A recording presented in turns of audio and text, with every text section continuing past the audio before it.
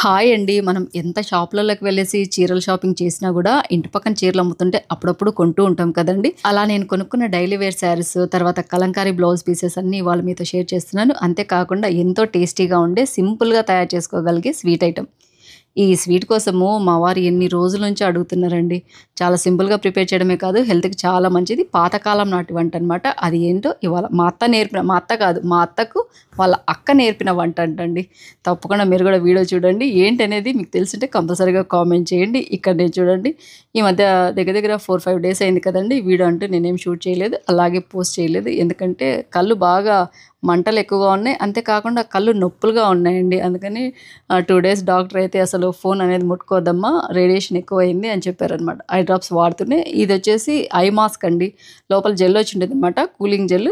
అది మనకు బాగా యూజ్‌ఫుల్ అవుతుందనేసి మా బాబు తెప్పించాడు. 2 కలిపి 500 పడ్డాయండి. ఈ కూలింగ్ మాస్క్ వచ్చేసి మనము ఫ్రీజర్‌లో పెట్టేసి ఎప్పుడు కావాలంటే అప్పుడు అలా అదిగోండి మాస్క్ అనేది వేసుకున్నాం అనుకోండి, మనకు ఐస్‌కి రిలాక్సింగ్‌గా ఉంటుంది. అంతే కాకుండా చాలా రిఫ్రెషింగ్‌గా అనిపిస్తుందనమాట. నాకైతే హెడేక్ గూడా వచ్చిందండి ఈ కళ్ళ నలత వలన. కొంచెం తగ్గినట్టుగా ఉంది. మీకెవరికన్నా గానీ ఎక్కువగా ఐస్ రేడియేషన్, ఎక్కువ రెస్ట్‌లెస్‌గా అలా ఉంటే ఈ ఐ కూలింగ్ మాస్క్ అనేది తప్పకుండా తెప్పించుకోండి. మీరైనా తెప్పించుకోవాలంటే లింక్ డిస్క్రిప్షన్‌లో ఇస్తాను చూడండి. అత్తయ్య అయితే అలాగనే చూస్తుందనమాట. ఈ మాస్క్ వేసుకుంటే ఇలా బ్యాండేజ్ ఉంటుంది గనక మనం ఆరాంగా మనము యూజ్ చేయొచ్చు. అత్తయ్య అయితే అలాగనే చూస్తూ ఉందండి. ఏదో కంటి ఆపరేషన్ చేపించుకున్నోళ్ళు ఉంటారు కదా! ఏంటమ్మా ఇది అలా పెట్టేసుకున్నావు అంటే, ఇట్లా కళ్ళు రెస్ట్ లేవు అత్తయ్య, ఇట్లా డాక్టర్ చెప్పాడంటే పెట్టుకో బావుంటుందిలే, ఆరోగ్యం బావుండాలి అని చెప్తూ మాట్లాడుతున్నాము. ఇంగా ఇవాళ టేస్టీ స్వీట్ మిల్లెట్స్‌తోని చెప్పాను గదండీ! నార్మల్‌గా అయితే గనుక బెల్లం తాలికలంటూ బియ్యం పిండితో అలా చేస్తుంటారు గదండీ! ఇదొచ్చేసి మీరు నవ్వొద్దండి. నేను చెప్పే రెసిపీ నేమ్ వచ్చేసి సల్లాడాలు అంటారంటండి. కడప సైడ్ ఫేమస్ అంట. మా అత్తయ్యకు వాళ్ళ పెద్దమ్మ కూతురు నేర్పిందంటండి. మా వారికి చాలా ఇష్టమనమాట. ఎప్పుడన్నా గానీ చేయమంటుంటే ఆ పేరు వింటేనే మా పిల్లలు ఏంటిది ఇది? వద్దు అంటారనమాట. ఇలా వీడియో తీద్దాం రా అమ్ము అన్నా గూడా, అమ్ము గూడా ఏంటి మా పేరే అట్లా ఉంది, నేను తీయను గాక తీయను వీడియో అసలకి. నేను చేయనని చెప్పింది. లేదమ్మా చాలా బావుంటుందంట. మీ నాన్న చాలా రోజుల నుంచి అడుగుతున్నాడు. నేనైతే ఇంతవరకు ట్రై చేయలేదు. ఇంతవరకు చేయలేదండి. ఎప్పుడన్నా ఊరికెళ్ళినప్పుడు అత్తయ్యే చేసేదనమాట. ఇవాళ ఎలాగో అడుగుతున్నాడు గదా! అలాగనే ఒక రెసిపీ మీతో షేర్ చేసినట్టుగా ఉంటుంది. హెల్త్‌కి చాలా మంచిదని మా వారు కలవరిస్తుంటారనమాట. చేద్దాము, నేను గూడా చేసినట్టుగా నేర్చుకున్నట్టుగా ఉంటుంది కదా! అనేసి ఇక్కడైతే అత్తయ్యని ఎలా చేయాలి అత్తయ్య అని అడుగుతుంటే, ఇలా చేయాలమ్మా అని అత్త చెప్తుంది. మా వారొచ్చేసి ఇలా కాదు, మా పెద్దమ్మ అలా నేర్పింది, అట్లనే చేయాలి అనేసి మా వారు అక్కడ మాకు చెప్తున్నాడనమాట. ఎలా చేయాలో నాకైతే తెలియదు. ఎప్పుడైనా అత్త చేసిన తర్వాత తిన్న వాళ్ళమే గానీ, చేయంగా చూసింది గూడా లేదండి. కూల్‌గా ఉన్నప్పుడే బావుంటుందనమాట. మార్నింగ్ చేస్తే సాయంత్రం పూట అలా తినేవాళ్ళం. నెక్స్ట్ డే కూడా చాలా బావుంటుందనమాట. అందుకనేసి ఇప్పుడు రెసిపీ అయితే మా వారిని అడిగి, అలాగనే అత్తయ్యని అడిగి, ఏదో నాకు సొంత ప్రయోగాలు చేసి ఇవాళ చేస్తున్నాను. ఎలా వచ్చిందనేసి కూడా మీతో షేర్ చేస్తాను. టేస్ట్ బావుంటే తప్పకుండా మీకు చెప్తాను. తప్పకుండా మీరు కూడా ట్రై చేయండి. ఇక్కడ చూడండి ఇద్దరు ఇంగా వాయిస్ ఓవర్ లేకుండా డైరెక్ట్ వాళ్ళు మాట్లాడిన మాటలే పెట్టేద్దాం అనుకుంటే గనుక బయట రోడ్డు సౌండు అవి ఇవి ఉన్నాయన్నమాట. అందుకనేసి నేను మళ్ళీ వాయిస్ ఓవర్ అనేది ఇస్తున్నాను. ఇంక వెళ్దాం పదండి. టేస్టీగా ఉండే మిల్లెట్స్‌తో రెసిపీ సల్లాడాలు అంటారు.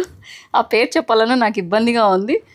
బెల్లం తాలికలు సజ్జపిండితో అనేసి అనుకోండి. ఈ వంటకం చాలా పాతకాలం నాటిదంటండి. అప్పుడైతే గనుక నానబోసి, ఇసురేసి అలా చేసేవారంట. ఇప్పుడైతే మనకి ఈజీగా ఉంటుంది కదా అని అంత విశేషాలన్నీ అత్తయ్య అక్కడ చెప్తుండింది. ఇంక తర్వాత నేను కట్టుకున్న శారీ చూడండి. ఇది దగ్గర మల్మల్ కాటనేనండి. మల్మల్ కాటన్ కొంచెం సిల్క్ మిక్సింగ్‌లో ఉంటుందేమో. దగ్గర 18 సంవత్సరాల క్రితము 1400కి తీసుకున్నానండి. అసలు ఇట్లాంటివి చాలా మంది దగ్గర అప్పట్లో ఉండుంటాయి కదండీ! ఎంతమంది దగ్గర నుంచి తప్పకుండా కామెంట్ చేయండి. పాతకాలం నాటి చీరైనా బావుంది కదా! ఎందుకు పక్కకు వేయడము? పక్కకు అట్లా ఎవరికైనా ఇయలేము. అలా అని మనం కట్టుకోకుండా ఉండడం ఎందుకనేసి ఇవాళైతే కట్టుకున్నాను. బ్లౌజ్ వచ్చేసి హాఫ్ హ్యాండ్సేనండి. అప్పుడు చీరల మీద ప్రతి ఒక్క బ్లౌజ్ హాఫ్ హ్యాండ్సే. పోనీ ఏదైనా కాంట్రాస్ట్‌గా బ్లౌజ్ తీసుకుందామంటే ఇలాంటి చీరలకి అసలు బ్లౌజులే సెట్ అవ్వవు. అయితే మనలనేసి కట్టుకున్నాను. శారీ ఎలా ఉందనేసి తప్పకుండా కామెంట్ చేయండి. ఇలాంటి శారీస్ మీ దగ్గర ఎంతమంది దగ్గర ఉందో తప్పకుండా నాకు షేర్ చేయండి. ఇంకా కొన్ని మా ఇంటి పక్కన చీరలు అమ్ముతుంటే చీరలు కొన్నాను. శారీస్ అయితే పెద్ద రేట్ ఏం కాదు కదండీ! డైలీ వేర్‌కి బావుంటాయి కదా అనేసి తీసుకున్నాను. ఒక్కొక్క చీర వచ్చేసి రూ. 750 పడిందండి. మీకు కూడా కొంచెంగా షేర్ చేసినట్టుగా ఉంటుంది. ఎలా ఉన్నాయని మీరు చెప్తారు కదా అనేసి మీకు వీడియోలో చూపిస్తున్నాను. ఇది చూడండి. లైట్ కలర్ అనమాట. హాఫ్ వైట్ శారీకి టోటల్ అంతగా అలా డిజైన్ అనేది వచ్చింది. పళ్ళు వచ్చేసి ఇలా వచ్చింది. బ్లౌజ్ వచ్చేసి ప్లెయిన్‌గా వచ్చిందండి. చీర అయితే చాలా బావుందండి. జార్జెట్ అనుకుంటాను. ఇలాంటి శారీస్‌కి ఐరన్ గూడా అవసరం లేదండి. డైలీ వేర్‌కి బావుంటాయి కదా అనేసి. మా ఇంట్లో నేను జార్జెట్ శారీస్ ఎప్పుడన్నా కట్టుకున్నా గూడా పిల్లలు ఇష్టపడరు, మా వారు ఇష్టపడరు. కాటన్ శారీస్ అలవాటైపోయి నన్ను వాళ్ళు జార్జెట్ శారీస్‌లో చూస్తే ఏంటమ్మా ఈ చీర కట్టుకున్నావు అంటారనమాట. ఈ శారీస్ అయితే కంఫర్ట్‌గా ఉంటాయి. వాళ్ళు కూడా ఏమనరు కదా అన్నట్టుగా తీసుకున్నానండి. ఇంకో శారీ కూడా సేమ్ అదే కలర్‌లో ఇలా ప్లెయిన్‌గా వచ్చేసి కింద బార్డర్ వచ్చినట్టుగా ఉంది. ఈ శారీకైతే బ్లౌజ్ చాలా బాగా వచ్చిందండి. ఇది కూడా సేమ్ కాస్టేనండి. రూ. 750. పళ్ళు కూడా చాలా బాగా రిచ్ పళ్ళు వచ్చింది. సేమ్ అదే డిజైన్‌లో ఇంకోటి బ్లాక్ శారీ తీసుకున్నానండి. నాకు బ్లాక్ శారీస్ అంటే చాలా ఇష్టము. డిజైన్ బాగుంది. అంతే కాకుండా బ్లౌజ్ చాలా బాగా వచ్చిందండి. సేమ్ చందేరి శారీస్ ఉంటాయి చూడండి అలాగనే అనిపించిందనమాట. ఈ శారీ చూడగానే అమ్మకు చాలా బాగా నచ్చిందండి. అమ్మ కూడా అమ్మ నేను తీసుకుంటానమ్మా ఈ చీర అంటే తీసుకోమ్మా అని చెప్పాను.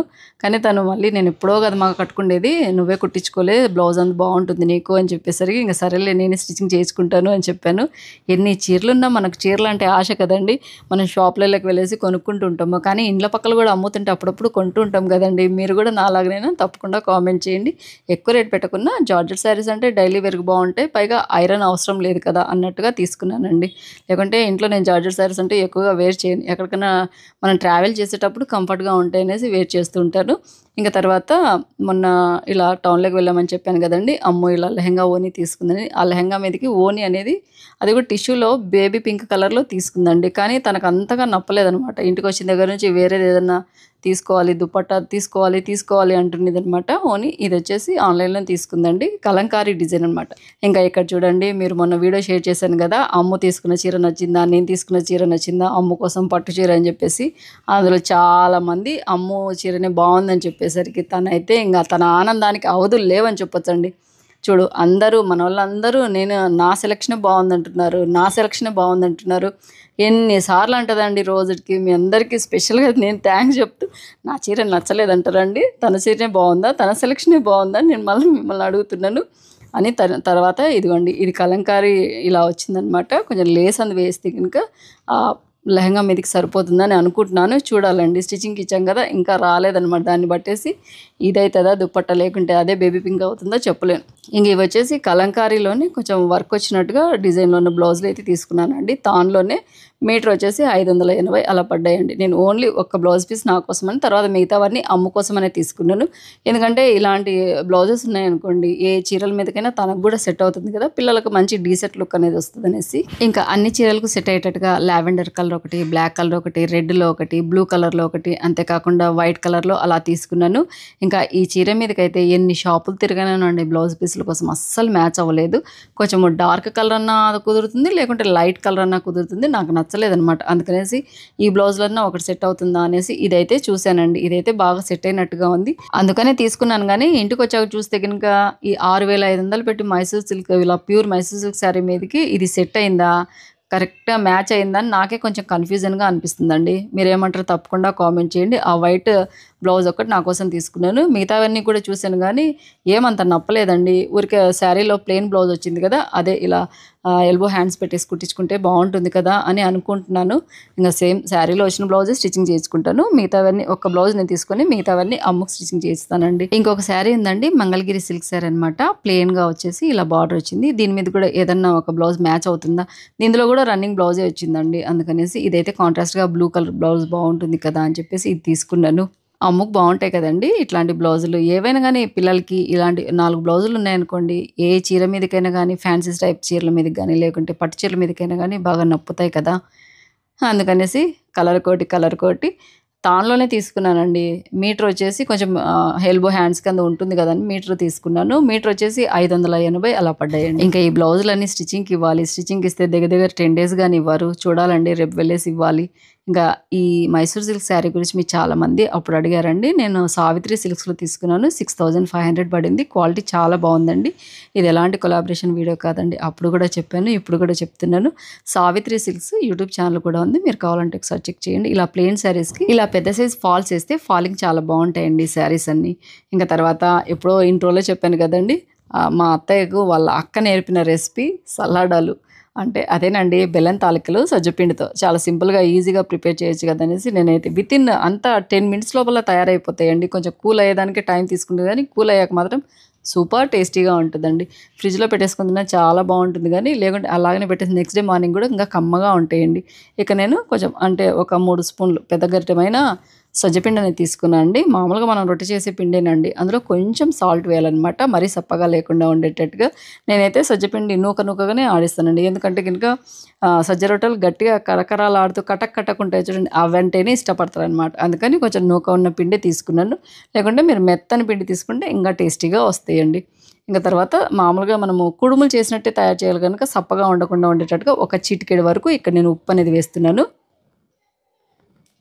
మరి లేకుంటే సప్పగా ఉంటాయండి అందుకననమాట. ఇంక తర్వాత నా స్టైల్‌లో కొంచెం నెయ్యి అనేది యాడ్ చేస్తున్నాను. అప్పుడు కాలం వాళ్ళైతే నెయ్యంది ఏం వేయరంటండి. మా వారు చెప్తున్నారు, "నెయ్యంది మా పెద్దమ్మ ఎయ్యదు" అంటే, సరేలే నేను కొంచెం వేస్తున్నాను. టేస్ట్ ఎట్లా ఉంటదో తర్వాత తిని చెప్పు అని చెప్తున్నానండి. ఇక్కడ ఒక హాఫ్ స్పూన్ వరకు నెయ్యి వేసిన తర్వాత ఫస్ట్ అంతా బాగా మిక్స్ చేస్తున్నాను. ఈ రెసిపీ ఎంతమందికి తెలుసో తప్పకుండా కామెంట్ చేయండి. కడప సైడ్ అనమాట. కడప సైడు నేను చెప్పినట్లుగా అంటారంట. మా సైడ్ అయితే మాత్రము అసలు మా సైడ్ లేదులేండి. నంద్యాల సైడే అసలు ఇవి చేయను కూడా చేయరు. మా అమ్మకు కూడా తెలియదనమాట. ఇదిగోండి ఇలా బాగా నీళ్లు కలిపేసి ఇలా కొంచెం గట్టి పిండి అనేది తయారు చేసుకున్న తర్వాత మనం ఇడ్లీ పాత్ర తీసుకోవచ్చు. నేనైతే ఇదిగోండి ఇలాంటి బాండీ లెక్క పాత్ర అనేది తీసుకున్నాను. ఇందులోనే ఇడ్లీ ప్లేట్లు అనేది వేసి పెట్టానండి. ఒక 4 ఇడ్లీ పాత్ర అయితే తీసుకున్నానండి ప్లేట్స్. ఎందుకంటే అంతకు మించి ఎక్కువ పిండి అనేది తడపలేదు కదా అని చెప్పి. తర్వాత ఫస్ట్ అయితే స్టవ్ ఆన్ చేసి బాండీ స్టవ్ మీద పెట్టేసి నీళ్లు పోస్తున్నాను. ఎందుకంటే కొంచెం నీళ్లు ఉడకాలి కదా. అంతలోపల మనం ఇడ్లీ పాత్రలో కుడుములన్నీ వేసి పెట్టొచ్చు కదా అని చెప్పేసి. మరీ నీళ్ళు ఎక్కువ అవసరం లేదండి. 1.5, 2 గ్లాసుల వరకు నీళ్ళు అనేది పోసి అవి కొంచెము వేడయ్యేసరికి ఇక్కడైతే కొంచెం ప్లేట్లకి నెయ్యి రాస్తున్నాను. ఆయిల్ అయినా రాయొచ్చు. కానీ నెయ్యి అయితే గనుక ఇంకా టేస్టీగా వస్తది కదా. స్వీట్ రెసిపీ కదా అని చెప్పి. తర్వాత ఇదిగోండి ఇలా పిరికిడి లెక్క చేయొచ్చు. లేకుంటే మనం ఇడ్లీలు గదా చేస్తాం గదా! అలాగనే ప్రిపేర్ చేయొచ్చు. కానీ ఇవైతే ఇలాగనే చేస్తారంట అండి. మనం కుడుములు చేస్తుంటారు. మీకు ఎంతమందికి తెలుసు తప్పకుండా కామెంట్ చేయండి. మా సైడ్ అంటే నంద్యాల సైడ్ ఎక్కువగా కుడుములు చేస్తుంటారు. కంది కుడుములు అని చెప్పేసి కంది బ్యాళ్ళు లేకుంటే గినుక జొన్నలు కలిపేసి చేస్తుంటారు. మా అమ్మ చేసేది. నాకు కూడా చాలా ఇష్టం అండి. ఎప్పుడో నేను నెలకోసారి ఇంట్లో ఎక్కువగా ఇష్టపడరనమాట. కుడుములు తర్వాత ఆనియన్ చట్నీ చాలా బావుంటుంది. మా ఇంట్లో ఎక్కువగా తినరు గనుక నేను చేయలేకుంటే అమ్మ ఎప్పుడైనా చేస్తే పంపించేది. ఇదిగోండి ఇంక స్టవ్ మీద వేశాను. ఇంకొంచెం మరీ గట్టిగా అయ్యేంత వరకు ఉడకనీయకుండా కొంచెం సాఫ్ట్‌గా అయిన తర్వాత వెంటనే స్టవ్ ఆఫ్ చేసామనుకోండి, ఇంకా నీళ్లుంటాయి గదా! ఆ వేడికి బాగా ఉడికిపోతాయి. ఇంక అవి పక్కకు దించిన తర్వాత ఇంక తీపి కోసం ఇక్కడ చక్కెర కాదండి ఓన్లీ బెల్లమే తీసుకోవాలనమాట. కొంచెం ఎక్కువగానే ఒక హాఫ్ కేజీ కంటే కొంచెం ఎక్కువగా బెల్లం తీసుకొని, మనమేం బెల్లం పాకం కాదండి పానకం కావాలి గనుక తగినంత వాటర్ ఇదిగోండి బెల్లం మునిగేంత వరకు ఇక్కడ నీళ్ళనేది పోసి బాగా మరగనివ్వాలండి. ఇంకా స్టవ్ ఆన్ చేసి బాండీ స్టవ్ మీద పెడుతున్నాను. ఇలా కుడుములు నేను ఇడ్లీ పాత్రలో ఆవిరి కుడుములు చేశాను కదండి. మామూలుగా పూర్వకాలంలో అయితే గనుక రాగి చెత్త దొరికేదంటండి. రాగి చెత్త మీద కుడుములను తయారు చేసేవాళ్ళంట. హెల్త్‌కి చాలా మంచిదంటండి. ఇప్పుడు మనకి ఏడండి చెత్త దొరికేది. అది కూడా కెమికల్‌తో ఉంటుంది. అలాంటప్పుడు ఇంకెందుకు అవి వాడము. ఇలా ఇడ్లీ పాత్రలోనే కుడుములు అనేది ప్రిపేర్ చేసుకోవచ్చు కదా. ఇది చూడండి పానకం బాగా ఉడుకుతుంది. నేను ఆర్గానిక్ బెల్లం తీసుకున్నాక ఏమి స్ట్రైనర్‌లో వేయలేదండి. లేకుంటే స్ట్రైనర్‌లో ఉంచితే ఏదైనా ఇసుక ఉన్నా అదంతా పోతుంది. తర్వాత ఒక 2 యాలకులు వేశాను. ఖచ్చితంగా యాలకులు వేసుకోండి. ఫ్లేవర్ చాలా బావుంటుంది. కొంచెం చిక్కబడాలనమాట. కొంచెం జిగటగా వస్తుంది చూడండి పానకం అంతవరకు ఉడకనివ్వాలండి. ఒక 3, 4 నిమిషాలు ఉడకనిస్తే సరిపోతది. ఇలాగనే ఉండాలి. ఇప్పుడు అందులోకి ముందుగానే మనం సజ్జ కుడుములు చేసి పెట్టుకున్నాం కదండీ. ఇడ్లీ పాత్రలో మరీ గట్టిగా కాకుండా ఇదిగోండి కొంచెం ఇలా తుంచంగానే తునిగేటట్టుగా సాఫ్ట్‌గానే ఉండేటట్టుగా చూసుకుని స్టవ్ ఆఫ్ చేసి కాసేపు అలాగనే పెట్టేసిన తర్వాత డైరెక్ట్‌గా ఇలా పానకంలో వేయాలండి. ఇలా పానకంలో వేసే కుడుముల గురించే మా వారికి, మా అత్తయ్యకు టాపిక్ అనమాట. లేదు కుడుములు అనేది ఉడకబెట్టేది లేదు. డైరెక్ట్‌గా మనము పిండి అనేది ముద్ద చేసేసి డైరెక్ట్‌గా పానకంలో వేయాలి అంటారు మా అత్తయ్య. అలా వేస్తే ఇరిగిపోతాయి. మా పెద్దమ్మ అట్లా కాదు. కుడుములు చేసిన తర్వాతనే అవి గట్టిగా అయిన తర్వాతనే తర్వాత పానకంలో వేస్తది. కావాలంటే చూడు అని మా వారు. ఇలా ఇద్దరి మధ్య కన్వర్జేషన్ జరిగిన తర్వాత నా స్టైల్‌లో నేను చేస్తాను అని చెప్పేసి అలాగనే కుడుములు అనేది ఉడకబెట్టేసి ఇలా వేశానండి. ఒక 5-8 మినిట్స్ బాగా ఉడికిన తర్వాత కొంచెం కలర్ చేంజ్ అవుతాయి చూడండి. అప్పుడు బియ్యం పిండిలో కొంచెం వాటర్ కలిపేసి మిక్స్ చేసి అలా పోస్తున్నానండి. ఎందుకంటే చిక్కగా వస్తుంది కదా పానకం కూడా అందుకని. అంతేకాకుండా టేస్ట్ బావుంటుంది కదా అని. ఒకసారి ఈ విధంగా ట్రై చేయండి. బెల్లం తాలికలు చేస్తుంటారు కదండీ! సేమ్ అలాగనే గాని సజ్జపిండితో. ఏమంటే అవి చాలా చిన్నగా ఉంటాయి కదా! ఇవైతే కుడుములు గనుక ఇలా వచ్చాయి. చిక్కగా వచ్చింది చూడండి. కుడుములు కూడా బాగా ఉడికిపోయి ఉంటాయి. మెయిన్‌గా హెల్త్‌కి మంచిదండి. ఇంగా రెడీ అయిపోయాయి కదా! స్టవ్ ఆఫ్ చేశాను. మనము బియ్యం పిండి నీళ్ళలో కలిపేసి వేసిన తర్వాత ఒక 5-10 మినిట్స్ పాటు బాగా ఉడకనివ్వాలండి లో ఫ్లేమ్ పెట్టేసి. అప్పుడు పానకం అనేది చిక్కగా అవ్వడమే కాకుండా కుడుములు అనేది పానకాన్ని బాగా పీల్చుకొని ఉంటే తియ్యగా ఉంటాయన్నమాట. అవి సప్పగా లేకుండా ఉండేదానికే మనము కొంచెం సాల్ట్ వేసి కుడుములు అనేది ప్రిపేర్ చేసుకున్నాం కదా! చల్లారిన తర్వాత చూడండి. ఎంత చిక్కగా కనిపిస్తుందో, కలర్ఫుల్గా కనిపిస్తుంది, హెల్త్కి చాలా మంచిది సజ్జపిండితో కనుక. మెయిన్గా బియ్యం పిండి అంటూ ఒక 2-3 స్పూన్ల కంటే ఎక్కువ వేయలేదు. ఇప్పుడంటే గులాబ్ జాము అవి ఇవి వచ్చాయి కానండి, ఒకప్పుడు స్వీట్ అనేసరికి ఎక్కువగా పల్లెలలో పాతకాలం నాడు ఇలాంటివే చేసేవారంట అండి. అప్పట్లో సజ్జల పిండి కూడా కాదు, సజ్జలు నానబెట్టేసి అవి వంచేసి ఇసిరి తర్వాత అలా ప్రిపేర్ చేసేవాళ్ళంట, మా అత్తయ్య చెప్పిందండి. ఇప్పుడైతే గులాబ్ జాములు, రసగుల్లాలు అవి ఇవి అనేసి ఈ పాతకాలం నాటి వంటలు అయితే మర్చిపోతున్నాం. కానీ తప్పకుండా సాంప్రదాయమైన పాతకాలం వంటలు అనేది పిల్లలకు మనము నేర్పించాలి. అంతేకాకుండా మర్చిపోకూడదనమాట మెయిన్గా. అదే నా చిన్న విన్నపము, అంతేకాకుండా ప్రయత్నం. ఫస్ట్ అయితే అమ్ము అసలు వద్దనే వద్దు, ఈ పేరుతున్న వీడియో వద్దనే వద్దనింది. తనే చాలా బాగున్నాయమ్మా, చాలా బాగుందమ్మా అని చెప్తూ ఉంటే నాకు హ్యాపీగా అనిపించింది. మా వారైతే ఇంత ఇష్టంగా తింటున్నారో, మా అత్తయ్య కూడా చాలా ఇష్టంగా తింటుంది. అవును మీ ఇటనే చేసేది, మా అక్క చెప్పినట్టే చేసినవాళ్ళే అంటుంది అనమాట. నేను చెప్పలే అమ్మా నీకు అంటున్నాడు. మీరు చాలామంది అంటున్నారు అనమాట, తల్లి కొడుకులది కాన్వర్జేషన్ ఇద్దరు ఎలా మాట్లాడుకుంటారో వీడియో షేర్ చేయండి. ఒక వీడియో తప్పకుండా షేర్ చేస్తానండి. ఎప్పుడు నేను షేర్ చేయాలనుకున్నా పక్కన వాయిసెస్ అలా పడుతున్నాయి. అదండి వాళ్ళ వీడియో, టేస్టీగా ఉండే మిల్లెట్స్తో బెల్లం తాలికలు సజ్జపిండితో. అదండి వాళ్ళ వీడియో అయితే మీ అందరికి యూస్ఫుల్ అవుతుంది, అలాగే నచ్చుతుంది అనుకుంటున్నాను. నచ్చితే కనుక లైక్ చేయండి, షేర్ చేయండి, సబ్స్క్రైబ్ చేయండి. మన ఛానల్లో బెల్ ఐకాన్ అనుకుంటాను మాత్రం మర్చిపోద్దండి. ఇలాగే మంచి మీకు యూస్ఫుల్ అయ్యే వీడియోస్తో మీ ముందుకు వస్తూ ఉంటాను. అంతవరకు సెలవు. Thank you for watching. Bye అండి.